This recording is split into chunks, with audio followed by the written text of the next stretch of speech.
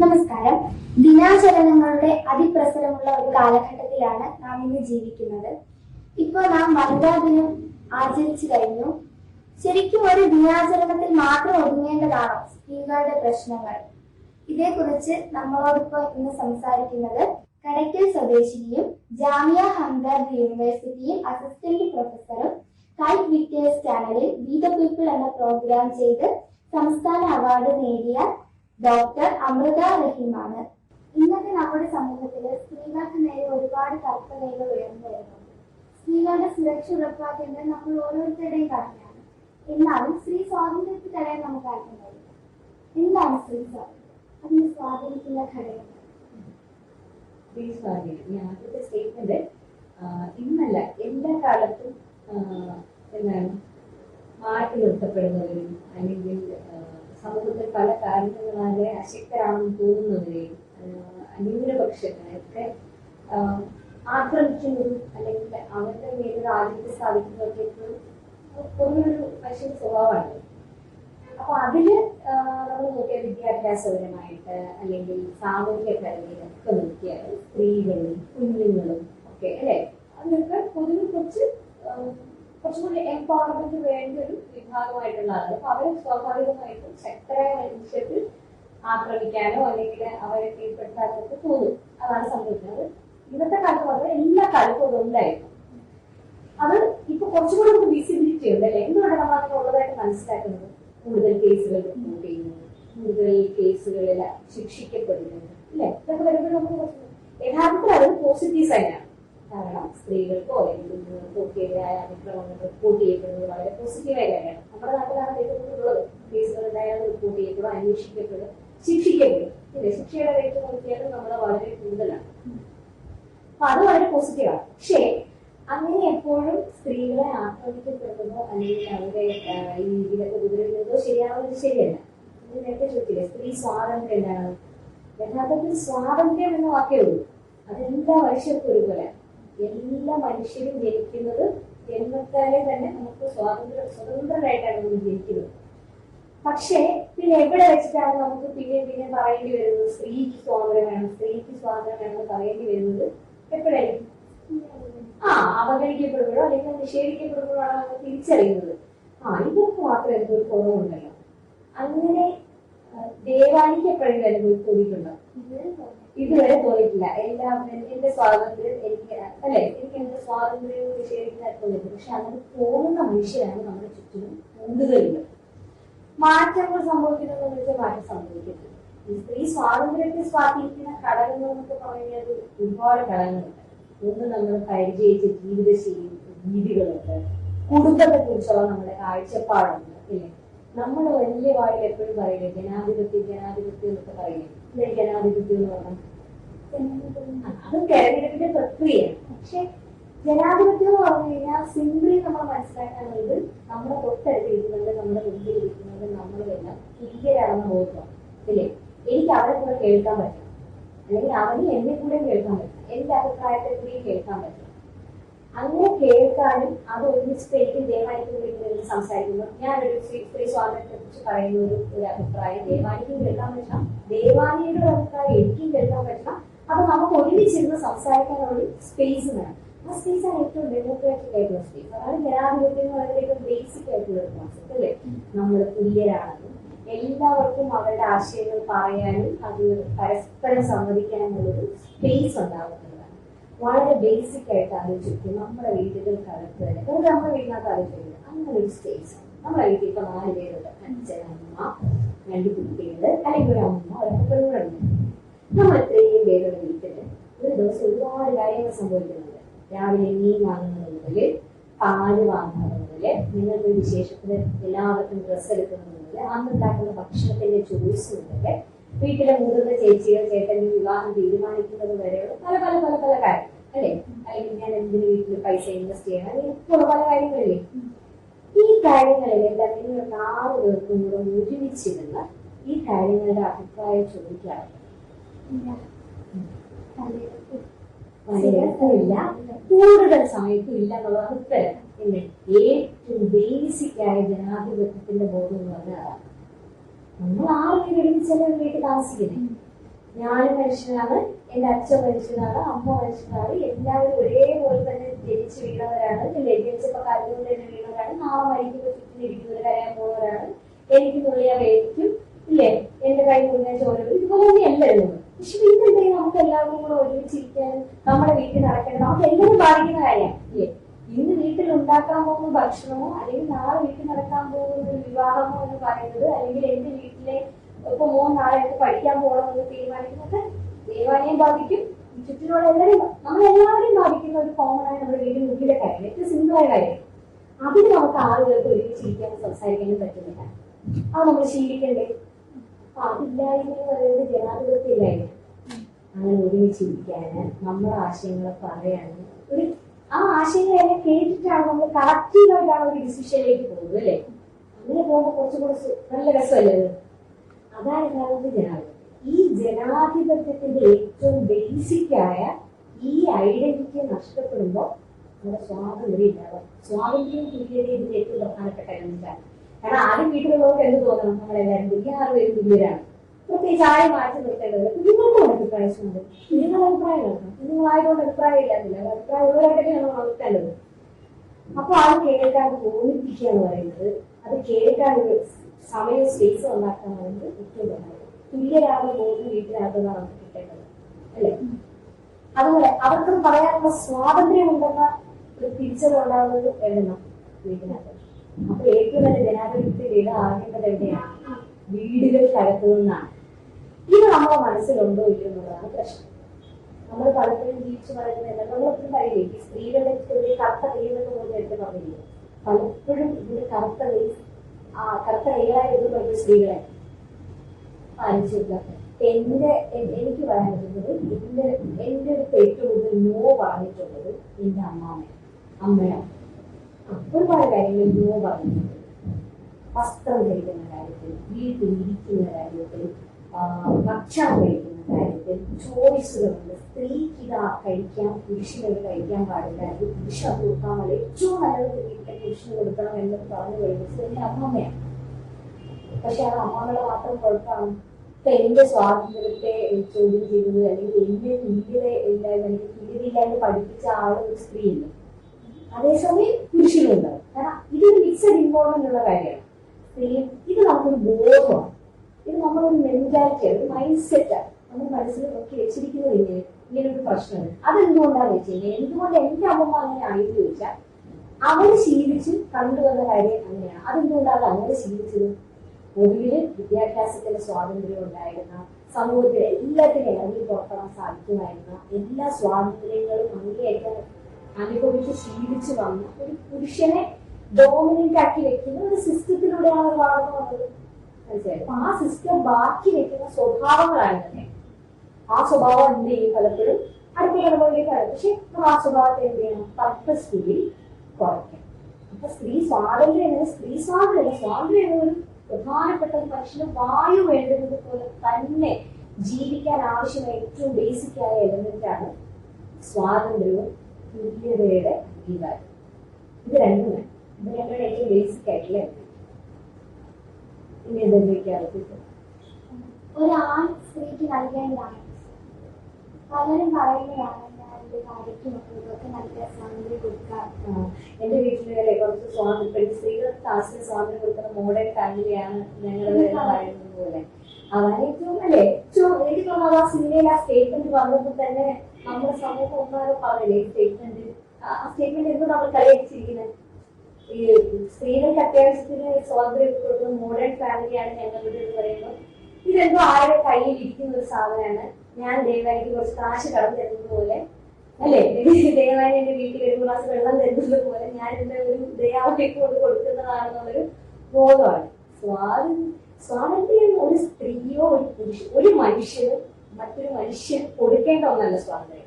അത് ജനിക്കുമ്പോഴേ ഉണ്ടെന്നേ. All human beings are born as free. അവര് ഫ്രീ സ്വതന്ത്രമായിട്ടാണ് ജനിക്കുന്നത് അല്ലേ. അപ്പൊ നിങ്ങൾ ചോദിക്കും, അവരൊക്കെ നമുക്ക് ചുമ്മാ അഴിച്ചു വിട്ടാൽ പോലും ഇവിടെ നിയമവും സംവിധാനങ്ങളൊക്കെ എന്തിനാന്ന് ചോദിക്കും അല്ലേ. കാരണം ഓരോ മനുഷ്യനും ജനിക്കുന്നത് ഫ്രീ ആയിട്ടാണ്. പക്ഷെ ഓരോ മനുഷ്യന്റെയും ഇൻട്രസ്റ്റുകൾ വ്യത്യസ്തമാണ് അല്ലേ, ഇഷ്ടങ്ങൾ വ്യത്യസ്തമാണ്. ഈ കോൺഫ്ലിക്ട് ഓഫ് ഇൻട്രസ്റ്റ് എന്ന് പറയും. രണ്ട് മനുഷ്യർ എന്ത് താല്പര്യങ്ങളായിരിക്കില്ല ദേവാലയ താല്പര്യം. ഈ താല്പര്യങ്ങൾ നമ്മൾ എപ്പോഴും എന്ത് വരും, ഇൻട്രസ്റ്റുകൾ മനസ്സിലുണ്ടാവും. അപ്പൊ ആ കോൺഫ്ലിക്റ്റ് ഉണ്ടാകുന്ന സമയത്ത് ഒരു മൊത്തത്തിൽ സൊസൈറ്റി ബാധിക്കുന്ന പ്രശ്നമായിട്ട് മാറാൻ പാടില്ല. അതുകൊണ്ടാണ് പലപ്പോഴും നമ്മൾ എന്ത് ചെയ്യുന്നത്, നിയമം കൊണ്ട് ഈ ഇൻട്രസ്റ്റുകൾ നമ്മൾ റെഗുലേറ്റ് ചെയ്യുകയാണ് ചെയ്യുന്നത്. ഒന്നും നമ്മൾ എന്ത് ചെയ്യല്ല, നിഷേധിക്കുകയല്ല, നമ്മൾ റെഗുലേറ്റ് ചെയ്യാണ് ചെയ്യുന്നത്. മനുഷ്യന്റെ ഈ സ്വഭാവങ്ങളെ റെഗുലേറ്റ് ചെയ്യാനാണ് നിയമങ്ങൾ ഉണ്ടാക്കുന്നത്. അതിന്റെ അർത്ഥം അവന് സ്വാതന്ത്ര്യം ഇല്ലാന്നല്ല. ഇതിപ്പോ നമ്മൾ ഭരണഘടനയിൽ സ്വാതന്ത്ര്യത്തെ കുറിച്ച് പറയേണ്ട കാര്യമുണ്ടോ, മൗലികാവകാശങ്ങളെ കുറിച്ച് പറയേണ്ട കാര്യമുണ്ടോ? ഇല്ല, പറയേണ്ട കാര്യമില്ല. സ്വാതന്ത്ര്യം എന്ന് പറയുന്നത് ആരും ആർക്കും കൊടുക്കേണ്ട ഒന്നല്ല. ഇത്ര കരുതിയാൽ മതി, ഞാൻ എന്തൊക്കെയാണോ സ്വതന്ത്രമായി അനുഭവിക്കുന്നത് അതൊക്കെ അനുഭവിക്കാനുള്ള എല്ലാ യോഗ്യതയുമുള്ള മനുഷ്യനാണ് അപ്പുറത്തേക്കുന്നത്. Consider as a human being. ഈ ഫെമിനിറ്റി എന്ന വാക്ക് ഭയങ്കര നാണക്കേടായിട്ട് ഉപയോഗിച്ചിരുന്ന ഒരു സമയം ഉണ്ടായിരുന്നത്. ഒരു 10 years ബാക്ക് ഒക്കെ ഭയങ്കര ചർച്ച നടന്നു. ഫെമിനിസം എന്താണ്, ഫെമിനിസം എന്തെങ്കിലും നമ്മൾ സ്വാതന്ത്ര്യത്തെ കുറിച്ച് പറഞ്ഞാൽ, സ്ത്രീയെ കുറിച്ച് സംസാരിക്കും, ഉടനെ നമ്മൾ എന്താവും, ഫെമിനിറ്റി ആവും. അപ്പൊ കേൾക്കാൻ ഒരു ബുദ്ധിമുട്ട് പോലെയൊക്കെയായിരുന്നു പലപ്പോഴും. ഇത് യഥാർത്ഥത്തിൽ വേണ്ട ആവശ്യമുണ്ടോ? ഫെമിനിസം പറയുന്നത് തുല്യതയെ കുറിച്ചാണ്. എല്ലാ മനുഷ്യരും നമ്മൾ തുല്യതയെ കുറിച്ചാണ് പറയുന്നത്. ഒരു ആണില്ല, പെണ്ണില്ല, മറ്റൊരു ജെൻഡറേ ഇല്ല, ജെൻഡർ ഡിഫറൻസേ ഇല്ല. ജനിച്ചപ്പോൾ ഉണ്ടായ സ്വാതന്ത്ര്യം. നമ്മൾ ഓരോരുത്തരും ചിന്തിക്കേണ്ടത്, ഞാൻ ജനിച്ച് ജീവിക്കുമ്പോൾ അനുഭവിക്കുന്നത്, മനുഷ്യൻ ജനിച്ച് ജീവിക്കുമ്പോൾ അനുഭവിക്കേണ്ട എല്ലാ സ്വാതന്ത്ര്യങ്ങളും എല്ലാ തുല്യതയുടെ അംശങ്ങളും ലഭിക്കാൻ യോഗ്യരായവരാണ് എല്ലാവരും. ഒരു കാര്യത്തിന്റെ പുറത്ത് അവരെന്ത് ചെയ്യേണ്ടതില്ല, വിനയ ചെയ്യേണ്ടതില്ല.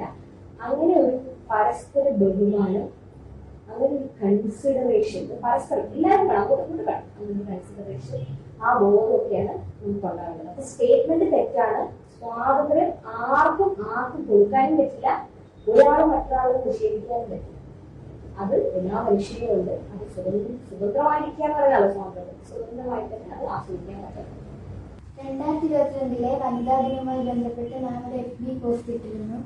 അതിൽ നിന്ന് മനസ്സിലാകുന്നത് നാമിനെ സ്ത്രീയെ രൂപപ്പെടുത്തിയെടുക്കുന്നതിൽ ഏറ്റവും പ്രധാന പങ്ക് വഹിച്ചാണ് നമ്മുടെ അച്ഛനാണെന്നാണ്. ഇപ്പൊ നമ്മുടെ സ്ത്രീ സ്വാതന്ത്ര്യം എന്ന് പറയുന്നത് ഒരു പുരുഷനെ മാറ്റി നിർത്തിക്കൊണ്ട് നമുക്ക് സാധിക്കുന്നതല്ല, മാറ്റി നിർത്തുമ്പോൾ ഉണ്ടാകുന്നതല്ല സ്ത്രീ സ്വാതന്ത്ര്യം. ഇതിനെക്കുറിച്ച് എന്താണ്? ആരും മാറ്റി നിർത്തുമ്പോൾ ഉണ്ടാകുന്ന നല്ല സ്വാതന്ത്ര്യം, എല്ലാവരെയും ചേർത്ത് നിർത്തുമ്പോൾ ഉണ്ടാകേണ്ടതാണ് സ്വാതന്ത്ര്യം. അതിലിപ്പോ സ്ത്രീ പുരുഷൻ മാത്രമല്ല, മറ്റ് ജെൻഡറുകളില്ലേ, ട്രാൻസ്ജെൻഡർ വിഭാഗങ്ങളില്ലേ, ഒരു ജെൻഡറിനെയും സമൂഹത്തിന്റെ എങ്ങോട്ടെങ്കിലും മാറ്റി നിർത്തിക്കൊണ്ട് മറ്റൊരാൾക്ക് സ്പേസ് കൊടുക്കലല്ല അതല്ല തുല്യത എന്ന് പറയുന്നത്. എല്ലാവർക്കും ഒരു സ്പേസിൽ ഒരുപോലെ നിൽക്കാൻ സാധിക്കണം, എല്ലാവർക്കും അല്ലേ. അല്ലാതെ ഒരാളുടെ സ്പേസിനെ മാറ്റി അവിടെ വേറൊരാളെ സബ്സ്റ്റിറ്റ്യൂട്ട് ചെയ്യുന്ന സംവിധാനം അല്ല സ്വാതന്ത്ര്യം എന്ന് പറയുന്നത്. അതെനിക്ക് തോന്നുന്നു ആ പോസ്റ്റിൽ പറയുന്നത്, അത് ഞാൻ എനിക്ക് വളരെ പേഴ്സണലായി, കാരണം പൊതുവിൽ ഈ അമ്മയൊക്കെ ഇല്ലാതെ പിള്ളേരെ വളർത്തുമ്പോൾ ഒരുപാട് പേര് പുറത്തുനിന്ന് നോ പറയും, അല്ലെങ്കിൽ ഒരുപാട് പേര് അവരുടെ ലൈഫിലേക്ക് ഇടപെടും. പക്ഷെ അങ്ങനെ അധികം ആരെയും നമ്മുടെ കുടുംബങ്ങൾക്ക്, അതായത് നമ്മുടെ വ്യക്തിപരമായ ചോയ്സുകളുടെ ഇടയിലേക്ക് ഒന്നും മറ്റാരെയും കടന്നു കയറാൻ പാടില്ല, അത് നമ്മുടെ മാത്രം തീരുമാനമാണ് എന്ന് എനിക്ക് കാണിച്ചു തന്നത് എൻ്റെ കുടുംബാന്തരീക്ഷമാണ്. അതിന് അച്ഛനെ റോളുണ്ട്, അച്ഛനുണ്ട്, ഞാനുണ്ട്, എൻ്റെ അനിയനുണ്ടെങ്കിൽ ഞങ്ങളാണ് തീരുമാനിച്ചത്, ഞങ്ങളുടെ കാര്യങ്ങൾ തീരുമാനിക്കുന്നത്, ഞങ്ങളുടെ ചോയ്സുകൾ ഉണ്ടാകുന്നത്. അത് നമ്മുടെ മാത്രം കൺസേൺ, നമ്മൾ മറ്റൊരാളെ ഓവർ ചെയ്യേണ്ട കാര്യമില്ല. അയാൾക്ക് എന്ത് പറയും അല്ലെങ്കിൽ ഇയാൾ എന്ത് പറയും എന്നുള്ള നല്ല വിഷയം. നമ്മളതിൽ സാറ്റിസ്ഫൈഡ് ആണോ, നമ്മളെടുക്കുന്ന തീരുമാനം നമുക്ക് ശരിയാണോ, അതിന്റെ പ്രോസ് ആൻഡ് കോൺസ്, എന്ത് സംഭവിക്കുക എന്ത് സംഭവിക്കില്ല എന്നുള്ളതിനെ കുറിച്ച് നമുക്ക് ബോധ്യമുണ്ടോ, ഇത് മാത്രമേ നമ്മൾ അറിയേണ്ടതുള്ളൂ. അപ്പൊ ഏറ്റവും ബേസിക് ആയിട്ടുള്ള ഡെമോക്രാസി എന്ന് പറഞ്ഞാൽ ഏറ്റവും ബേസിക് ആയ ജനാധിപത്യ ബോധം കിട്ടിയത് എനിക്ക് എന്റെ വീട്ടിനകത്തുനിന്നാണ്. അതുകൊണ്ടാണ് ആ പോസ്റ്റിൽ അങ്ങനെ പറയുന്നത്. അതെന്റെ ബേസിക് കാഴ്ചപ്പാടും അങ്ങനെ തന്നെയാണ്. കാരണം പുരുഷനെ മാറ്റി നിർത്തിക്കൊണ്ടോ അല്ലെങ്കിൽ മറ്റേതെങ്കിലും വിഭാഗങ്ങളൊക്കെ മാറ്റി നിർത്തിക്കൊണ്ടല്ല, ഇത് നമ്മളെല്ലാവരും ഒരുമിച്ച് നിൽക്കേണ്ടുന്ന പ്ലാറ്റ്ഫോമാണെന്നേ. അങ്ങനെ ഒരുമിച്ച് നിൽക്കേണ്ടുന്ന പ്ലാറ്റ്ഫോമിൽ കുറച്ചുപേരെ കാണാനില്ല. ആരെ? കൂടുതലും സ്ത്രീകളോ അല്ലെങ്കിൽ ട്രാൻസ്ജെൻഡർ വിഭാഗങ്ങളോ ഒന്നും പലപ്പോഴും മുഖ്യധാരയിലോ അല്ലെങ്കിൽ ഈ പറയുന്ന സ്പേസിൽ നമ്മൾ കാണുന്നില്ല, ഡിസിഷൻ മേക്കിംഗ് സ്പേസിൽ കാണുന്നില്ല, അല്ലെങ്കിൽ ഒരു അഭിപ്രായം പറയുന്ന സ്പേസിൽ നമ്മളവരെ കാണുന്നില്ല, ഒപ്പീനിയൻ മേക്കിംഗ് സ്പേസിൽ നമ്മളവരെ കാണാതെ വരുമ്പോൾ സ്വാഭാവികമായിട്ട് നമ്മൾ സംശയിക്കണ്ടേ, അതെന്താ അവരും ഇതിന്റെ ഭാഗമല്ലേ, അവരും കൂടി ഇവിടെ വരണ്ടേ, ആ ചിന്തയാണ് ഉണ്ടാവേണ്ടത്. നമുക്ക് അവരെയും കേൾക്കണമല്ലോ. അല്ലെങ്കിൽ ഇപ്പൊ എനിക്ക് വളരെ സിമ്പിളായി പറഞ്ഞാൽ എനിക്ക് തോന്നിയിട്ടുണ്ട്, ഞാൻ വളർന്നു വരുന്ന സമയത്ത് സ്കൂളിലൊക്കെ പഠിക്കുമ്പോൾ എന്റെ തൊട്ട് നല്ല അനിയനായ ആൾക്ക് സിനിമ കാണാൻ ഏത് സമയത്ത് പോവാം, എവിടെയും പോവാം. പക്ഷെ അതെന്തുകൊണ്ട് നമുക്ക് തിരിച്ചപ്പോൾ ഞാൻ ചിന്തിക്കാം, അപ്പൊ ഞാൻ പെൺകുട്ടിയായതുകൊണ്ട് എനിക്ക് പോകാൻ പറ്റില്ല. അതങ്ങനെയല്ല അതിന് ഉത്തരം വരേണ്ടത്, അങ്ങനെയല്ല ഉത്തരം വരേണ്ടത്. എല്ലാവർക്കും പോകാൻ പറ്റുന്ന ഒരു സമൂഹത്തിന്റെ ക്രമം നമുക്ക് ഉണ്ടാക്കിയെടുക്കാൻ പറ്റണം. അവർ സേഫ് ആണെന്ന് തോന്നുന്നു, അല്ലെങ്കിൽ അവർക്കും അതിനുള്ള സ്പേസ് ഉണ്ട്. ഇല്ല അവർക്ക് അവരൊക്കെ വരേണ്ടവർ തന്നെ, അവർ പോകുന്നതിന് ബുദ്ധിമുട്ടില്ല. അപ്പൊ അങ്ങനെ ഓപ്പണിംഗ് ആയിട്ടുള്ള വെൽക്കമിങ് ആയിട്ടുള്ള ഒരു സൊസൈറ്റിയെ നമ്മൾ ഉണ്ടാക്കണം. ആ സൊസൈറ്റി ഉണ്ടാക്കണമെങ്കിൽ ഞാൻ ഈ പറഞ്ഞ ബോധം ആദ്യം വേണം. എല്ലാ മനുഷ്യരും തുല്യരാണ്. ആണോ പെണ്ണോ എന്ത് തന്നെയാണെങ്കിലും തുല്യരാണ്. അവർക്കൊരു സമൂഹത്തിനകത്ത് ഇടപെടാൻ തുല്യമായ വേദികൾ വേണം, തുല്യമായ അവസരങ്ങൾ വേണം. അത് ഉണ്ടാക്കി കൊടുക്കുന്നത് സമൂഹത്തിന്റെ ഉത്തരവാദിത്തം. ആ സമൂഹം എന്ന് പറയുന്നത് സ്ത്രീയും പുരുഷനും എന്തൊക്കെ ജെൻഡർ വിഭാഗങ്ങളില്ല, എല്ലാ ജെൻഡർ വിഭാഗങ്ങളും ചേർന്നവരെ ഒരുക്കേണ്ട സംവിധാനം. അതുകൊണ്ടാണ് പോസ്റ്റിന്റെ ബേസ് ആണ്. നമുക്ക് പറഞ്ഞത് സ്ത്രീയും പുരുഷനും എല്ലാവരും തുല്യമായിരിക്കണം. അപ്പൊ ഈ സ്ത്രീകൾക്ക് മാത്രമായിട്ട് ഇപ്പൊ പ്രത്യേക സംവരണങ്ങളൊക്കെ അതിന്റെ ഒരു ആവശ്യം ഈ ഏറ്റവും കൂടുതൽ നമ്മൾ വനിതാ കമ്മീഷൻ പറയുമ്പോൾ അപ്പുറത്ത് പറയും പുരുഷ കമ്മീഷൻ വേണ്ടേ, ഞങ്ങളുടെ പ്രശ്നങ്ങൾ അങ്ങനെ ബാധിക്കുന്ന മനുഷ്യരുണ്ടായിരിക്കാം. യഥാർത്ഥത്തിൽ ഈ തുല്യതയുടെ കോൺസെപ്റ്റിലേക്ക് നമുക്ക് എത്തിപ്പെടാൻ പറ്റാത്തതുണ്ട്. എന്തുകൊണ്ടാണ് ഇപ്പൊ നിങ്ങൾ എല്ലാവരും തുല്യരാണെന്ന് പറയുകയും ചെയ്യും, പിന്നെ നിങ്ങൾ പറയുന്നു നിങ്ങൾക്ക് പ്രത്യേകമായ പരിഗണനകൾ വേണം സാർ. ആ തുല്യതയിലേക്ക് എത്താൻ ഒരുപാട് മാർഗങ്ങളുണ്ട്. ആ മാർഗങ്ങളിൽ പലതും നമ്മൾ അവലംബിക്കേണ്ടി വരും. അതിൽ ഒരു മാർഗമാണ് പലപ്പോഴും പ്രത്യേക പരിരക്ഷ എന്ന് പറയുന്നത്. ഇപ്പോ ഇന്ത്യൻ ഭരണഘടനയുടെ ആർട്ടിക്കിൾ 14 മുതൽ നമ്മൾ നോക്കുന്നത് തുല്യതയെ കുറിച്ചാണ് പറയുന്നത്, ഇക്വാളിറ്റി എന്ന കോൺസെപ്റ്റിനെ കുറിച്ചാണ് പറയുന്നത്. ഇക്വാളിറ്റി എന്ന കോൺസെപ്റ്റിന്റെ ബേസിക് ഐഡിയ എന്ന് പറഞ്ഞു കഴിഞ്ഞാൽ നമുക്കതൊരു ഓട്ട മത്സരം പോലെ സങ്കല്പിക്കാം. ഇപ്പൊ ഭരണഘടന ഉണ്ടാവുന്നു 1950 ജനുവരി 26 റിപ്പബ്ലിക്കായി പ്രഖ്യാപിക്കുകയും എഴുതപ്പെട്ട ഭരണഘടന നമ്മൾ അംഗീകരിക്കുകയും ചെയ്തല്ലോ. 47 നമ്മൾ സ്വതന്ത്രമായി. അപ്പൊ 46 തുടങ്ങിയതാണ് നമ്മൾ ഈ ഭരണഘടനയുടെ നിർമ്മാണ പ്രക്രിയ എന്ന് പറയുന്നത്. അപ്പൊ നമ്മൾ ഭരണഘടനയൊക്കെ കിട്ടി, സ്വാതന്ത്ര്യവും ഉണ്ട്. ഇനി എങ്ങനെയാ എന്താണെന്ന് പറയാതെ അങ്ങോട്ട് ഭരണം പോകേണ്ടത് ഈ ഡോക്യുമെന്റിന്റെ അടിസ്ഥാനത്തിലാണ് ഈ രാജ്യം ഉണ്ടാക്കേണ്ടത്. അതൊക്കെ ഓക്കെയാണ്. പക്ഷേ അതിൽ തുല്യത എന്ന ആശയം എഴുതുമ്പോൾ നമുക്ക് മനസ്സിലാക്കാവുന്നത് സ്വാതന്ത്ര്യത്തിന് ശേഷം ഇന്ത്യക്കാർ ഒരു ഓട്ട മത്സരത്തിലാണെന്ന് വിചാരിക്കും. ഒരു ഓട്ട മത്സരം മിനിമം എന്ത് വേണമായിരിക്കും, ഒരു സ്റ്റാർട്ടിംഗ് പോയിന്റ് വേണം. ഏറ്റവും ബെയർ മിനിമത്തിൽ ഒരു സ്റ്റാർട്ടിംഗ് പോയിന്റ്, ഒരു എൻഡ് പോയിന്റ് വേണം. അപ്പൊ ആ സ്റ്റാർട്ടിംഗ് പോയിന്റിൽ നമ്മള് ഓട്ടമത്സരമൊക്കെ തുടങ്ങാൻ വേണ്ടി നിൽക്കുമ്പോൾ നമുക്ക് കാണാൻ പറ്റുന്ന കാഴ്ച എന്ന് പറഞ്ഞാൽ 1947 സങ്കല്പിച്ചാൽ, 50 സങ്കല്പിച്ചാൽ പോലും എല്ലാ മനുഷ്യരും ആ സ്റ്റാർട്ടിംഗ് പോയിന്റിൽ ഇല്ല. എല്ലാ മനുഷ്യരെയും കാണാൻ കഴിയില്ല. വിദ്യാഭ്യാസം കിട്ടാത്തവരുണ്ട്, സാമൂഹികമായി പിന്തള്ളപ്പെട്ടു പോയ മനുഷ്യരുണ്ട്, പൊതുസമൂഹത്തിൽ ജീവിച്ചിരിക്കാൻ തന്നെ അവകാശമില്ല എന്ന് മറ്റുള്ളവരാൽ എഴുതപ്പെട്ട മനുഷ്യരുടെ കൂട്ടത്തിലുണ്ട്, കുഞ്ഞുങ്ങളുണ്ട്. അതിൽ സ്ത്രീകൾ ഉണ്ടാവാം, ജാതി വിഭാഗങ്ങൾ ഉണ്ടാവാം, പലരും ഉണ്ടാവും, ന്യൂനപക്ഷങ്ങളുണ്ടാവും, പലരും ഉണ്ടാവാം. അപ്പൊ എന്താണെങ്കിലും ഒരു സത്യം, എല്ലാവരും സ്റ്റാർട്ടിംഗ് പോയിന്റിലില്ല. പലരും ഈ സ്റ്റാർട്ടിംഗ് പോയിന്റിന്റെ വളരെ പുറകിലേക്കാണ്. അപ്പോ ഒറ്റയടിക്ക് നമുക്ക് ഒരു ഓട്ട മത്സരം തുടങ്ങാൻ സാധ്യമല്ല. ഇന്ത്യയുടെ ഒരു ക്രമത്തിൽ സാധ്യമല്ല, സാമൂഹിക ക്രമത്തിൽ സാധ്യമല്ല. അങ്ങനെ വരുമ്പോൾ നമ്മൾ സ്വാഭാവികമായി എന്ത് ചെയ്യണം, ഒരു മാന്യമായ ഓട്ട മത്സരം തുടങ്ങണമെങ്കിൽ ഈ പിന്നാക്കം നിൽക്കുന്ന മനുഷ്യരെ എല്ലാം ഈ സ്റ്റാർട്ടിംഗ് പോയിന്റിൽ എത്തിക്കാനുള്ള ഉത്തരവാദിത്വം ആർക്കുണ്ട്? നമുക്ക് സൊസൈറ്റിക്ക്. ആ പിന്നോക്കം നിൽക്കുന്ന മനുഷ്യർ പല കാരണങ്ങൾ കൊണ്ടാണ് പുറകിലിരിക്കുന്നത്. വിദ്യാഭ്യാസം ജനിച്ചിട്ട് ഇന്ന് വരെ കിട്ടിയിട്ടില്ലാത്ത മനുഷ്യർ. ഞാൻ ചിന്തിച്ചു നോക്കാറുണ്ട്, എന്റെ അമ്മയുടെ അമ്മ എന്ന് പറയുന്നത് നിലക്കഴുത്താശാന്റെ അടുത്ത് മാത്രം പോയി മണ്ണിൽ കുറച്ച് ദിവസങ്ങൾ അക്ഷരങ്ങൾ എവിടെയോ പഠിച്ചിട്ടുള്ള ഒരു സ്ത്രീയാണ്. അവരുടെ അടുത്ത തലമുറയിൽ എന്റെ അമ്മ എന്ന് പറയുന്നത് 10ാം ക്ലാസ് വരെ മാത്രം സ്കൂളിൽ പോകാൻ സാധിക്കുകയും അത് പഠിക്കാത്തതുകൊണ്ടല്ല, ജീവിതത്തിന്റെ സാഹചര്യം കൊണ്ട് പിന്നെ പെൺകുട്ടി കൂടി പണിയെടുക്കണം. തുന്നൽ പണി പഠിച്ചു, ഒരു തുന്നലൊക്കെയായിരുന്നു. മനസ്സിലായോ? ജനറേഷൻ ബൈ ജനറേഷൻ നിങ്ങൾ നോക്കുന്നേ, സ്ത്രീകളുടെ വിദ്യാഭ്യാസം നേടി തുടങ്ങിയിട്ട് എത്ര കൊല്ലമായിട്ടുണ്ടാവും. ഇനി ഈ വിദ്യാഭ്യാസത്തിന്റെ അടിസ്ഥാനത്തിലുള്ള തൊഴിൽ സ്ത്രീകൾ പലപ്പോഴും പറയല്ലോ, അവല ചവല എന്നൊക്കെ നമ്മൾ പലപ്പോഴും കേൾക്കില്ലേ. ഈ നാട്ടില് ഏറ്റവും കൂടുതൽ കൊല്ലം ജില്ലയിലല്ലേ നമ്മൾ വരുന്നത്. കൊല്ലം ജില്ലയിൽ നിന്ന് ഏറ്റവും കൂടുതൽ കശുവണ്ടി തൊഴിലാളികളുണ്ടായ സ്ത്രീകളായിരുന്നു. ഏറ്റവും നന്നായിട്ട് പാറ നോക്കുന്നവരും മണ്ണ് ചുമക്കാരും സിമന്റ് എടുക്കാനും ഒക്കെ പോലും സ്ത്രീകളില്ലേ? ഇല്ലേ? അപ്പൊ സ്ത്രീകൾ വിദ്യാഭ്യാസത്തിലേക്ക് വന്നിട്ട് എത്ര വർഷമായിട്ടുണ്ടാവും. ഇനി ഈ വിദ്യാഭ്യാസം കിട്ടിയതിന്റെ അടിസ്ഥാനത്തിൽ അവർക്ക് തൊഴിൽ കിട്ടാൻ തുടങ്ങിയിട്ട് എത്ര കാലമായിട്ടുണ്ടാവും. ഇത് തൊഴിൽ കിട്ടിയാൽ തന്നെ വീട്ടിന്റെ വെളിയിലിറങ്ങിയ തൊഴിൽ എടുക്കാൻ പറ്റും എന്ന അവസ്ഥയായിട്ട് എത്ര കൊല്ലമായിട്ടുണ്ടാവും. ഇതെല്ലാം കൂടെ എണ്ണി പറിക്കാൻ വളരെ തുച്ഛവും ദൂരവും 30 വർഷം പോലും ആയിട്ടുണ്ടാവില്ല എല്ലാം കൂടി നമുക്ക് കിട്ടിയിട്ട്. ഇനി ഇതൊക്കെ കിട്ടിയാലും സ്ത്രീ ഇരട്ട ജോലി തന്നെ ചെയ്യും. തൊഴിൽ കിട്ടി, ഞാൻ പഠിച്ചു അല്ലെ നമ്മൾ പറയില്ല, ഇത് വിദ്യാഭ്യാസം കൊണ്ട് എല്ലാം സ്വാതന്ത്ര്യം കിട്ടിയവരെല്ലാം ശാക്തീകരിക്കപ്പെട്ടോ? ശാക്തീകരിക്കപ്പെട്ടില്ലെന്നേ. വിദ്യാഭ്യാസം കിട്ടിയോണ്ട് മാത്രം നമുക്ക് ഈ ബോധം കിട്ടിയോണ്ട് മാത്രം കാര്യമുണ്ടോ? തൊഴിലെടുക്കാൻ പോയി ആ തൊഴിലെടുത്ത പണം സ്വന്തം ഇഷ്ടത്തിന് വിനിയോഗിക്കാൻ പറ്റാത്ത സ്ത്രീകളുടെ എണ്ണം നിങ്ങൾ കണക്കെടുത്താൽ ഇത്രയും സാക്ഷരമായ കേരളത്തിൽ പോലും വളരെ കുറവാണ്. അവരുടെ ഇഷ്ടത്തിന് അവർ ഉണ്ടാക്കുന്ന, അവർക്ക് സമ്പാദിക്കുന്ന പൈസ ഉപയോഗിക്കുന്നത് കുറവാണ്.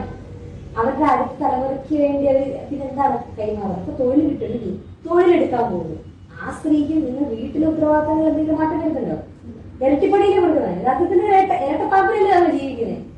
പിന്നെ എന്ത് തരത്തിലുള്ള സ്വാതന്ത്ര്യത്തെ കുറിച്ചാണ്. അപ്പൊ ഈ പുരുഷ കമ്മീഷനൊക്കെ വേണമെന്ന് പറയുന്ന മനുഷ്യരോട് ചോദിക്കാനുള്ളത്, ഇങ്ങനെ തൊഴിലെടുക്കാൻ സ്വാതന്ത്ര്യമില്ലാതെ, പഠിക്കാൻ സ്വാതന്ത്ര്യമില്ലാതെ, വീട്ടിൽ ഉമ്മർത്ത് വന്ന് ഇരിക്കാൻ സ്വാതന്ത്ര്യമില്ലാതെ, നല്ല സ്വാതന്ത്ര്യം ഈ കാലത്ത് കേട്ടിട്ടുണ്ട് ഇങ്ങനെ വെച്ച് ഇരിക്കാനുള്ള സ്വാതന്ത്ര്യം പോലും ഇല്ലാത്ത മനുഷ്യരായിരുന്നു അവരെല്ലാം.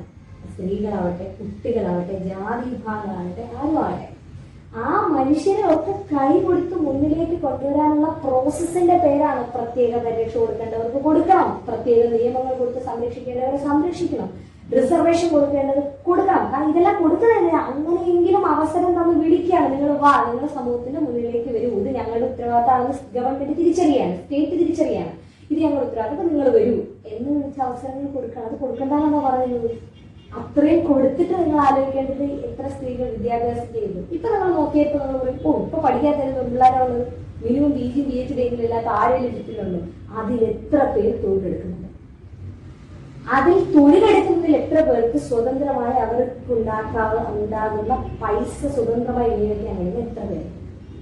അങ്ങനെ സ്വന്തമായ അസറ്റുകൾ ഉണ്ടാക്കുന്ന എത്ര പേരുണ്ട്? ഇനി തൊഴിലും പഠനവും ഇതെല്ലാം ഉണ്ടെങ്കിലും ഞാൻ ഈ പറഞ്ഞ പോലെ നന്നായിട്ടൊന്ന് നിവർന്നു നിന്നൊരു അഭിപ്രായം പറയാനോ ഒരു തീരുമാനം എടുക്കാനും സ്വാതന്ത്ര്യം കിട്ടുന്ന മനുഷ്യർ എത്രയുണ്ട്? ഞാനൊരു മനുഷ്യരെ പൊതുവെ സ്ത്രീകൾ മാത്രം പറയാറില്ല, അങ്ങനത്തെ മനുഷ്യരില്ല, സ്ത്രീകൾ എത്രയുണ്ട്? അപ്പോ ഈ ചോദിച്ച ചോദ്യം ഇതായിരുന്നു അല്ലെ, സ്ത്രീക്ക് മാത്രമേ. അപ്പൊ ഭരണഘടന തന്നെ പറയുന്നുണ്ട് ഈ തുല്യതയില്ലാത്ത സാമൂഹികമായ ഒരുപാട് വിവേചനങ്ങൾ ഇല്ലേ. സതി രക്ഷിക്കാൻ പറയുന്നത് നാടായിരുന്നു അല്ലേ.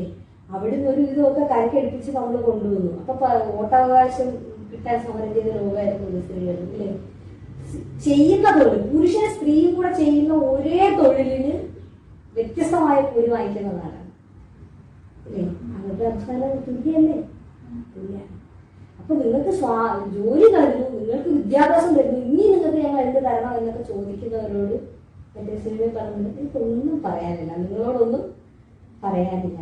കാരണം ഇതൊരു തിരിച്ചറിവിന്റെ ഒരു യാഥാർത്ഥ്യബോധത്തിലേക്ക് എത്തേണ്ടുന്ന കാര്യമാണ്. സിമ്പിളായി ചിന്തിച്ചാൽ മതി. നിങ്ങളുടെ വീട്ടിൽ തന്നെ കേൾക്കുന്ന ഇത് പലരുടെയും വീട്ടിലെ അമ്മമാർ ജോലി ചെയ്യുന്നുണ്ട്. ഇപ്പോ സർവീസിലുള്ളവരുണ്ടാവാം അല്ലെ, പുറത്തുപോയി തൊഴിലെടുക്കുന്നവരുണ്ടാവാം, അച്ഛനും ജോലി എടുക്കുന്നുണ്ടാവാം. പക്ഷേ ഈ അച്ഛനും അമ്മയും തൊഴിലെടുക്കുന്ന വീട്ടിൽ തന്നെ അഭിപ്രായങ്ങളുടെ കാര്യത്തിൽ, തീരുമാനങ്ങളുടെ രൂപീകരണത്തിന്റെ കാര്യത്തിൽ, ധനവിനിയോഗത്തിന്റെ കാര്യത്തിൽ, ധനസ്വാതന്ത്ര്യത്തിന്റെ കാര്യത്തിൽ ഒക്കെ തുല്യത ഉണ്ടോ എന്നുള്ളത് വലിയ ചോദ്യമാണ്. ആദ്യം അതിലൊക്കെ ഒരു തീരുമാനമായിട്ട് മതിയല്ലോ പുറത്തെ കാര്യം ചർച്ച ചെയ്യാം. അപ്പൊ വീട്ടിനകത്ത് ആദ്യമൊക്കെ ഉണ്ടോ എന്നുള്ളത് നമ്മളൊന്ന് സ്വയം ചിന്തിക്കുന്നതും തീരുമാനമെടുക്കുന്നതും നന്നായിരിക്കും. ഇങ്ങനെ ഒക്കെ പുറത്തുപോയി പണിയെടുക്കുന്ന സ്ത്രീകൾ എന്ന നിലയിൽ വീട്ടിലെ ഉത്തരവാദിത്തങ്ങൾ അവർക്ക് എന്തെങ്കിലും വ്യത്യാസമുണ്ടോ, അതിലെന്തെങ്കിലും എന്താ പറയുക നിങ്ങളെ വീതിച്ച് കാര്യങ്ങളൊക്കെ തുല്യമായി ചെയ്യുന്നത് ഇതൊരു ബോധമാണ്. അവരുടെ ജോലിയാണെന്ന് ബോധത്തിലില്ല നമുക്ക് ഇപ്പോഴും. ഈ ഒരുപാട് കഴിഞ്ഞ കുറെ നാളുകളായിട്ട് ഞാനൊരു നടത്തുന്ന ഒരു സ്റ്റഡിയുടെ ഭാഗമായിട്ട് എനിക്കൊരു കണക്കിട്ട് ഡിവോഴ്സ് റേറ്റ് കൂടുന്നു കിടന്ന് കരയുന്നില്ല. ഭയങ്കര വിവാഹമോചനാണ്, എന്ത് കുടുംബത്തിൽ ഇതൊന്നും യാതൊരു വിലയില്ല, മൂല്യമില്ല അല്ലേ. പക്ഷെ കുടുംബം എന്ന് പറയുന്ന സംവിധാനത്തെ കുറിച്ചുള്ള കാഴ്ചപ്പാട് തന്നെ മാറി അല്ലേ. അതിന്റെ എക്സാമ്പിൾ ആണ് ഡിവോഴ്സ് റേറ്റ് കൂടുന്ന പോസിറ്റീവ് തിങ്. കാരണം മനുഷ്യർക്ക് തിങ്ങിപ്പറക്കാൻ പറ്റാത്തൊരു റിലേഷൻഷിപ്പിനകത്ത്, ഒരു ബന്ധത്തിനകത്ത് ആ മനുഷ്യർക്ക് കയറി പോയതുപോലെ കരഞ്ഞു വരാനുള്ള സ്വാതന്ത്ര്യം വേണ്ടേ, അവകാശം വേണ്ടേ? അത് അവരെടുക്കുന്നത് പോസിറ്റീവായ കാര്യമല്ലേ. അവിടെ ഉണ്ടാകുന്നതിന്റെ ഒരു പ്രശ്നം എന്താണെന്നറിയാമോ? ഈ പറയുന്ന പോലെ കുടുംബം എന്നാൽ, കുഞ്ഞുങ്ങളുടെ പരിചരണം എന്നാൽ ഇതൊക്കെ സ്ത്രീയുടെ മാത്രം ഉത്തരവാദിത്തമാണ് എന്ന് പറഞ്ഞുകൊണ്ടേയിരിക്കുകയാണ് ഇപ്പോഴും നമ്മൾ. അങ്ങനെയല്ല, നമ്മൾ മാറിയ സാഹചര്യങ്ങൾക്ക് അനുസരിച്ച് അവർക്ക് ഇടപെടുന്ന, അവർ കണ്ടെത്തുന്ന അവരുടെ ഇടങ്ങളിലേക്ക് പോകുമ്പോൾ ഇത് എല്ലാവരുടെയും കൂട്ടായ ഉത്തരവാദിത്തമാണ്. ഭക്ഷണം അവർക്ക് മാത്രമല്ലോ വേണ്ടത് ഇല്ലേ. നിങ്ങൾ അവരെ മാത്രം വീട്ടിൽ നിന്ന് വന്നപ്പോൾ അവരിങ്ങനെ ഒരു സ്ഥലത്ത് പ്രാർത്ഥിച്ചപ്പോൾ പോകുന്ന കൈ വീഴുന്ന സാധനമൊന്നുമല്ലല്ലോ. അപ്പൊ പൂർണ്ണ ഉത്തരവാദിത്വങ്ങളുടെ കൃത്യമായ വിതരണം വേണം. കൃത്യമായി അതുകൊണ്ട് കുടുംബജീവിതത്തിലേക്കൊക്കെ പോകുന്നതിന് മുമ്പ് ആദ്യമായി ഉണ്ടായിരുന്ന അടിസ്ഥാനപരമായ ധാരണയാണ് എന്തായിരിക്കണം നമ്മൾ വിഭാവനം ചെയ്യുന്ന കുടുംബം എന്ന് പറയുന്നത് എങ്ങനെയായിരിക്കും. ഇപ്പൊ തൊഴിലെടുക്കുന്നവരാണെങ്കിൽ അതിൽ തന്നെ നിങ്ങൾ എന്റെ ഉത്തരവാദിത്തങ്ങൾ എങ്ങനെയാണ് വരുന്നത്. കാരണം ഇനിയുള്ള കാലത്ത് അങ്ങനെയുള്ള അണ്ടർസ്റ്റാൻഡിങ് ഇല്ലാതെ നിങ്ങൾ പണ്ട് നമ്മൾ സ്വപ്നം കണ്ട കുടുംബത്തിന്റെ വ്യവസ്ഥയെ സംവിധാനത്തെ കൊണ്ടുപോകാൻ വേണ്ടി സാധിക്കില്ല. കാരണം എഡ്യൂക്കേറ്റഡ് ആകുന്ന മനുഷ്യർ ലോകം കാണുന്നുണ്ട്. നിങ്ങൾ ശ്രദ്ധിച്ചു നോക്കിയാൽ പണ്ടത്തെ പോലെയല്ല. മനുഷ്യന് ഏറ്റവും കൂടുതൽ കാശ് ചെലവാക്കുന്ന മറ്റൊരു മേഖല എന്ന് പറയുന്നത് സഞ്ചാരത്തിനാണ്. ടൂറിസം മാത്രമല്ല, ലോകം കാണാൻ വേണ്ടിയിട്ടാണ് ആളുകൾ കാണുന്നുള്ളൂ, ലോകം കാണുന്നുണ്ട്. അപ്പൊ ആ മാറ്റങ്ങളൊക്കെ മനുഷ്യരുണ്ടാവും. അത് ഈ പറഞ്ഞ പോലെ ലിംഗവിവേചനത്തിന്റെ കാര്യത്തിൽ ആ ബോധം നമുക്ക് വേണം. എല്ലാ മനുഷ്യരും തുല്യരാണ്. നമ്മൾ അനുഭവിക്കുന്ന, നമ്മളിപ്പോൾ സുഖമായിട്ട് അനുഭവിക്കുന്ന എല്ലാ കാര്യങ്ങളും ഇത് മറ്റൊരാൾക്കും അവകാശപ്പെട്ടതാണെന്ന് മിനിമം ധാരണ നമുക്കുണ്ടായാൽ മതി. ഒരു ഭാഗത്ത് ഒരു സ്ത്രീ ആദരിക്കപ്പെടുമ്പോൾ മറ്റൊരു ഭാഗത്ത് ആ സ്ത്രീ ചവിട്ടിലടിക്കുന്നതും തുല്യമായിട്ട് അവഗണിക്കപ്പെടുന്നു. അപ്പൊ ഈ ഒരു വാക്യത്തിനോട് മാമിന്റെ ഒരു കാഴ്ചപ്പാട് അതെന്താന്ന് വെച്ച് കഴിഞ്ഞാൽ ഇപ്പോഴത്തെ ഒരു കറന്റ് സിറ്റുവേഷനിൽ നമ്മൾ പറയുകയാണെങ്കിൽ കുറച്ചും കൂടെ ആളുകൾ ജെൻഡർ സെൻസിറ്റൈസ്ഡ് ആകുന്നുണ്ട്. ഏതർത്ഥത്തിൽ? സ്ത്രീ ഒരു വലിയ അച്ചീവ്മെന്റ് നേടുന്നു, ആ ശരി കൊള്ളാം, ഒരു സ്ത്രീ അംഗീകാരം നേടിയിരുന്നു എന്ന് കൈതട്ടുന്നത് ഒരു വലിയ, ഞാൻ വളരെ ജെൻഡർ ഇക്വാലിറ്റിയിൽ വിശ്വസിക്കുന്ന ആളാണെന്ന് തോന്നിപ്പിക്കുന്ന ഒരു കാര്യമാണ്. തോന്നിപ്പിക്കാൻ ശ്രമിക്കുന്നതാണ്.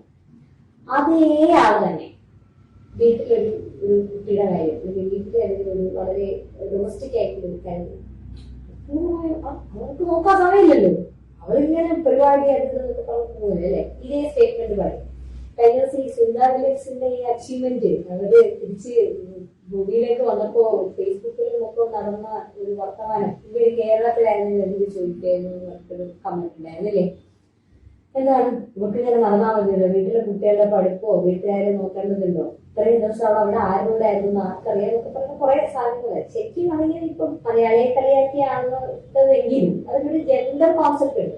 സുനിത വില്യംസിനെ നമ്മൾ ഭയങ്കര സുനിത വില്യംസ് വലിയ സംഭവമാണെന്നൊക്കെ പറഞ്ഞ് കൈകെട്ടുന്നതിനോടൊപ്പം തന്നെ നമ്മൾ അറിഞ്ഞോ അറിയാതെ പറഞ്ഞു പോണ ചില സ്റ്റേറ്റ്മെന്റുകളാണ് നമ്മൾ പറഞ്ഞു പോകുന്നു. അങ്ങനെ പറയാൻ പാടുണ്ടോ അല്ലേ?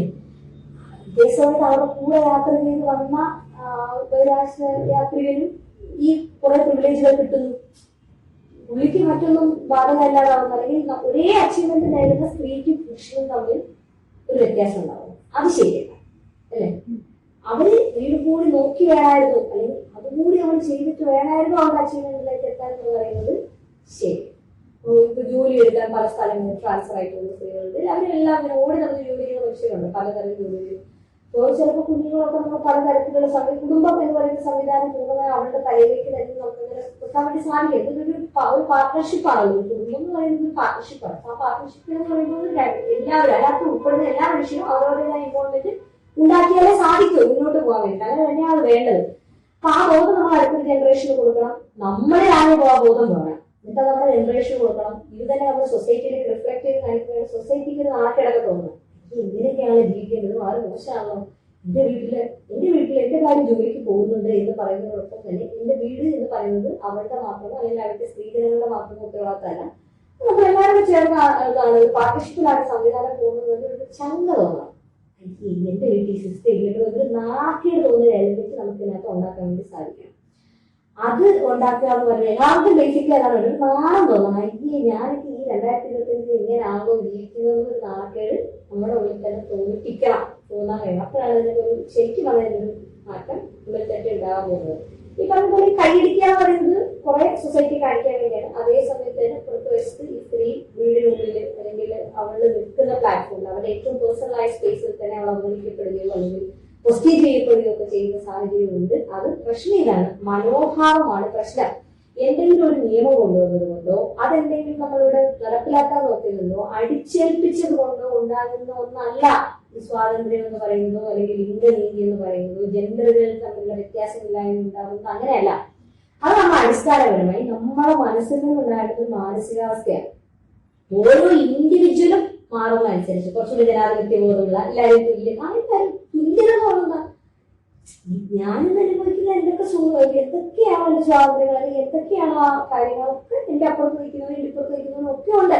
അവൾ എല്ലാവർക്കും ഉണ്ട് എന്നുള്ളതാണ്. പക്ഷേ അതൊന്നും ഒരു കോൺസെപ്റ്റ് ഇല്ല. എല്ലാവർക്കും ഉണ്ട് എന്നുള്ള ബോധം ഞാൻ വരിക, എന്റെ ചുറ്റിലുള്ള മനുഷ്യരിലേക്ക് ആ ബോധം കൊടുക്കുക, എന്റെ വീടിനകത്തത് പ്രാക്ടീസ് ചെയ്യുക. അല്ലേ? നമ്മളെ വീട്ടിനകത്തൊന്ന് ശീലിക്കുന്നില്ലേ നമുക്ക് പഠിക്കാൻ പറ്റുള്ളൂ. ഇതിനകത്ത് ഞാൻ നേരത്തെ പറഞ്ഞ പോലെ അന്ന് ആലോചിച്ച് നോക്കിയ രാവിലെ വീട്ടിലൊരു തീരുമാനം എടുക്കുന്നു.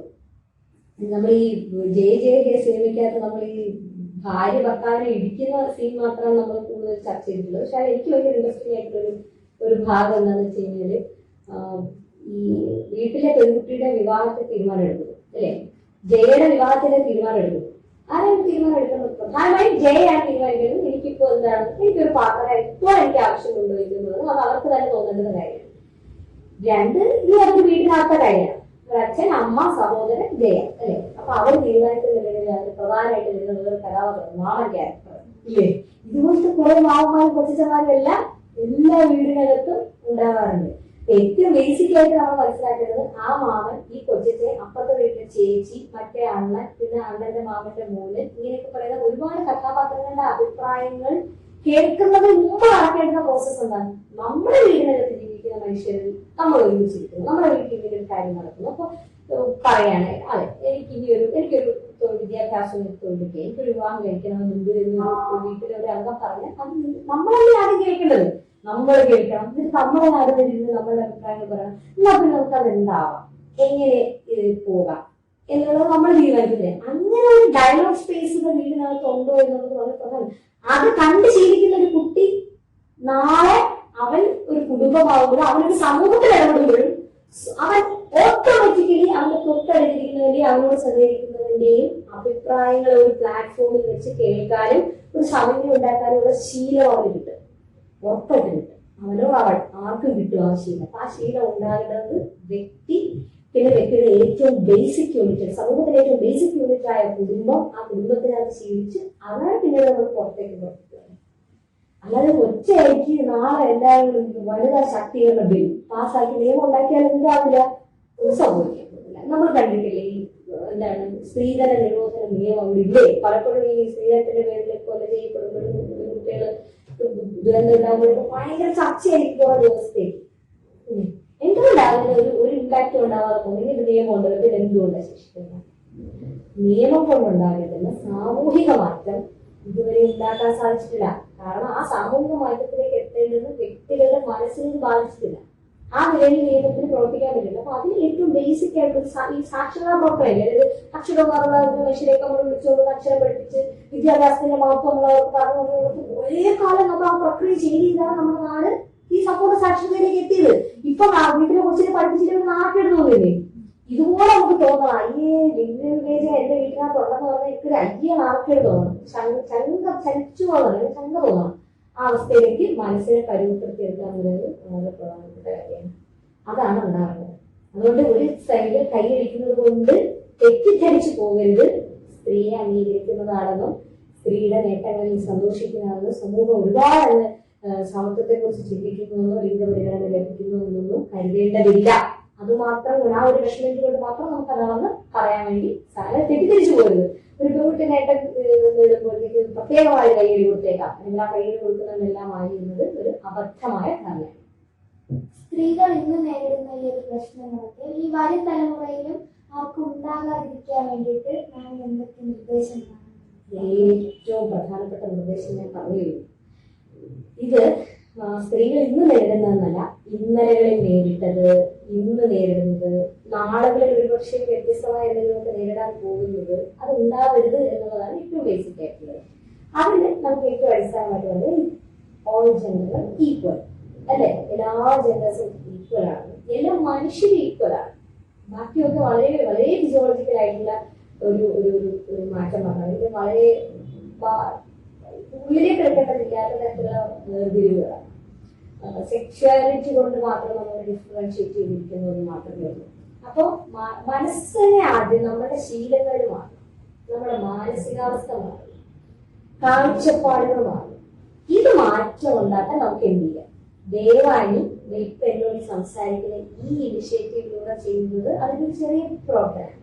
ദയവായി എന്നൊന്ന് കേട്ട കാര്യങ്ങളെ അല്ലെങ്കിൽ അത് കൂട്ടുകാരായ സമുദായക്കാരായവരോടോ അല്ലെങ്കിൽ ആദ്യത്തെ കേൾക്കേണ്ടത് രക്ഷിതാക്കളാണ്, കുട്ടികളല്ല, രക്ഷിതാക്കളാണ്. അപ്പൊ അത് ശീലിപ്പിക്കാനുള്ള ശ്രമമാണ് നമുക്ക് വേണ്ടത്. എങ്ങനെയാണ് കൂടെ നിൽക്കുന്ന ഒരാൾ കേൾക്കുന്നത്, അല്ലെങ്കിൽ ആ നിൽക്കുന്നയാൾ മനുഷ്യനാണെന്നുള്ള പരിഗണന നമ്മൾ എപ്പോഴാണ് കൊടുക്കേണ്ടത്, എങ്ങനെയാണ് ഉത്തരവാദിത്തങ്ങളെ കളക്റ്റീവായി യോജിച്ചു നിന്നുകൊണ്ട് ചെയ്യേണ്ടത്. ഒന്നും ആരുടെയും ഒരാളുടെ മാത്രം ഉത്തരവാദിത്തമല്ല. അത് എളുപ്പത്തിൽ നിങ്ങൾ സ്ത്രീകളുടെ കയ്യിൽ എത്തുന്നതേ ഉള്ളൂ. ഇതെല്ലാം യോജിച്ചു നിന്ന് ചെയ്യേണ്ടുന്ന കാര്യങ്ങളാണ്. വീട്ടിനകത്തെ അല്ലെ, രാവിലെ ദേവാനിക്ക് വീട്ടിൽ സ്കൂളിൽ വരണം, 10 മണിക്ക് 9 മണിക്ക് സ്കൂളിൽ കയറണം. ഇത് ദേവാനിയുടെ അമ്മ ചിലപ്പോൾ വർക്ക് ചെയ്യുന്നുണ്ടാവും, എനിക്കറിയില്ല, അച്ഛൻ വർക്ക് ചെയ്യുന്നുണ്ട്. പക്ഷെ അമ്മയ്ക്ക് മാത്രമായിരിക്കും ടെൻഷൻ വരുന്നത് അല്ലേ? കൊച്ചിന് പോകുമ്പോൾ അത് കൊണ്ടാണോ ഇത് കൊണ്ടാണോ കൊച്ചിനെ റെഡിയായ ഇത് വേണമല്ലേ? സത്യമല്ലേ? അങ്ങനെ അമ്മയും ജോലി ചെയ്യുന്നുണ്ടേ, അമ്മയും എഡ്യൂക്കേറ്റഡ് ആണേ, അച്ഛനും എഡ്യൂക്കേറ്റഡ് ആണേ. പക്ഷെ അമ്മയ്ക്ക് മാത്രം കൂടുതൽ സ്ട്രെയിൻ വരേണ്ട കാര്യമുണ്ടോ? അമ്മയ്ക്ക് കുറച്ച് കൂടുതലായിട്ടൊക്കെ എഴുതിച്ചൂടെ, ഞാൻ ഇന്ന് 7 മണിക്ക് എഴുതിക്കുന്നുള്ളൂ എന്ന് കരുതാനുള്ള ഒരു അവസരം അമ്മയ്ക്ക് വേണ്ടേ? ദേവാനിക്ക് നാളെ വേണ്ടേ? വേണമല്ലോ അല്ലേ? ഇത് എന്ന് പറയുന്നത് ഏറ്റവും മനുഷ്യന്റെ ഏറ്റവും ബേസിക് ആയിട്ടുള്ള അവരുടെ ആവശ്യങ്ങളാണ്. അല്ലാതെ സ്ത്രീയായി പോയത് കൊണ്ട് നിങ്ങൾ കുട്ടികളുടെ എന്തെങ്കിലും ഒരു അധികമായ ഒരു കാര്യമല്ല. നിങ്ങൾ അനുഭവിക്കുന്നത്, ബഹുഭൂരിപക്ഷം അനുഭവിക്കുന്നതിനെ ഇപ്പോഴത്തുള്ളവർ ആഗ്രഹിക്കുന്നു എന്നുള്ളത് മാത്രമേ ഉള്ളൂ. ആ ആഗ്രഹം സത്യസന്ധമാണ്, അത് ശരിയാണ്, ഏറ്റവും ബേസിക് ആണ്. ഹ്യൂമൻ റൈറ്റ് ആണ്, യഥാർത്ഥത്തിൽ മനുഷ്യ അവകാശമാണ്. ആ തുല്യത എന്ന് പറയുന്ന ഏറ്റവും ബേസിക് ആയ മനുഷ്യാവകാശം നമ്മുടെ മനോഭാവത്തിലാണ് ഉണ്ടായിരുന്നത്. അത് ഉണ്ടാകാത്തിടത്തോളം കാലം എന്ത് വലിയ മനുഷ്യാവകാശ ഉടമ്പടി ഉണ്ടായിട്ടോ എന്ത് വലിയ നിയമങ്ങൾ ഉണ്ടാക്കിയത് കൊണ്ടോ യാതൊന്നും സംഭവിക്കാൻ പറ്റില്ല. നമുക്ക് അടിസ്ഥാനപരമായിട്ട് മനസ്സ് മാറണ്ടേ? ഈ NSS ഒക്കെ ഉണ്ട് സ്കൂളിൽ, ഉണ്ട്. NSS കാര്യമില്ലേ, മനസ്സ് നന്നാവട്ടെ, നന്നാവുന്നതിന് കൂടെ എന്തുകൊണ്ട് നന്നാക്കണം, നമ്മുടെ ചിന്താഗതികളെ കൂടി നന്നാക്കണം. കുറച്ചുകൂടെ എനിക്ക് തോന്നുന്നു നമ്മൾ തമ്മിൽ സംസാരിക്കുമ്പോൾ ഒരു ക്ലാരിറ്റി നമുക്ക് ചില കാര്യങ്ങളിൽ കിട്ടും, ചിന്തിക്കാനുള്ള ക്ലാരിറ്റി. ആ ക്ലാരിറ്റി ബാക്കിയുള്ളവർ കൂടെ പറഞ്ഞു കേട്ടോ. അപ്പൊ ഇന്ന് ആദ്യം ചെന്ന് അച്ഛനോട് തന്നെ പറയുമോ വീട്ടിൽ അമ്മയ്ക്ക് ഇത്രയും സ്ട്രെസ് കൊടുക്കേണ്ടതില്ല അല്ലേ? ഇല്ലേ, നമ്മൾ 4 പേരെങ്കിൽ നമ്മൾ 4 പേരും അറിയണ്ടേ? നമുക്ക് 4 പേർക്ക് ഉത്തരവാദിത്വം 4 പേർക്കുള്ളതല്ലേ? ആ ബോധത്തിലേക്ക് എന്താ നമ്മൾ എത്താത്തത്? വെളിയിൽ നോക്കുന്ന കാര്യമില്ല, അമ്മ ജോലി ചെയ്യുന്നുണ്ടല്ലോ, അമ്മ എഡ്യൂക്കേറ്റഡ് ആണല്ലോ അല്ലേ, അമ്മയ്ക്ക് വരുമാനം ഉണ്ടല്ലോ, ഭാര്യ ഭർത്താവ് ജോലി ചെയ്യുന്നത്. പക്ഷെ ഭാര്യ ഭർത്താവ് ജോലി ചെയ്യുന്നത് ഒരുപോലെ അല്ല അല്ലെ? ഒരു അധികമായ ജോലി അവർ മനസ്സുകൊണ്ട് ശരീരം കൊണ്ട് ചെയ്യുന്നുണ്ട്. അതിന് കൂടി പങ്കാളിത്തം അല്ലെ, നമ്മുടെ ഒരു സഹകരണം ആവശ്യം. ഇത് തന്നെയാണ് ഏറ്റവും ബേസിക് ആയ സ്വാതന്ത്ര്യം. നിങ്ങൾ അല്ലാതെ മല കയറാൻ സമ്മതിക്കുന്നില്ലെന്നോ, നിങ്ങളെ പുഴയിൽ കയറാൻ സമ്മതിക്കുന്നില്ലെന്നോ ഇതൊന്നും അല്ല. അതിനേക്കാൾ ബേസിക് ആയ സ്വാതന്ത്ര്യം കഴിക്കപ്പെടുന്നത് കൂടുതലും വീടുകൾക്കകത്തും നമ്മുടെ വീടെന്നുള്ളത് മാറ്റി നിർത്തിയാൽ പേഴ്സണൽ സ്പേസിനാണ്. ജെൻഡർ വ്യത്യാസമില്ലാതെ എല്ലാവർക്കും തുല്യത കിട്ടുന്ന ആ ഒരു ഇതിനെയാണ് നമ്മൾ സ്വാതന്ത്ര്യം എന്ന് പറയുന്നത് എന്നാണ് എനിക്ക് ഇതിൽ കൂടുതലായിട്ട് മനസ്സിലായത്. മാമിന്റെ വിലയേറിയ സമയം ഞങ്ങൾക്ക് വേണ്ടി ചിലവഴിച്ച് ഞാൻ എന്റെ പേരിലും സ്കൂളിന്റെ പേരിലുള്ള നന്ദി അറിയിക്കും. Thank you.